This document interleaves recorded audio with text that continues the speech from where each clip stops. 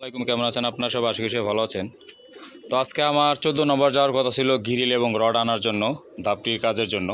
তো একটা কাজে আটকা পড়ে গেছি, আটকা পড়ে যাওয়ার কারণে আর যাইতে পারি নাই।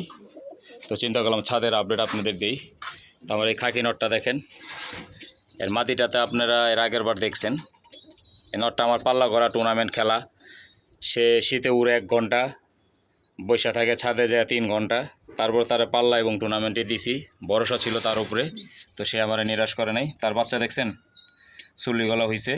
তো দোয়া করবেন সবাই বাচ্চাটার জন্য। আর কিছু বাচ্চা সরাই দিছে, এই যে দেখেন। তো এই বাচ্চাগুলোর জন্য সবাই দোয়া করবেন। কিছু ভাই আমাকে জিজ্ঞাসা করছেন, ভাই কোন কবুতরগুলো বিক্রি করবেন? তো বিক্রি করলে অবশ্যই ভাই আপনাদের দেখাবো। তো আগে কাজ শেষ করি তারপরে। তো সবাই দোয়া করবেন আমার কবুতর বাচ্চাগুলোর জন্য, যেন সুস্থ থাকে। আজকে এই পর্যন্তই। আসসালামু আলাইকুম।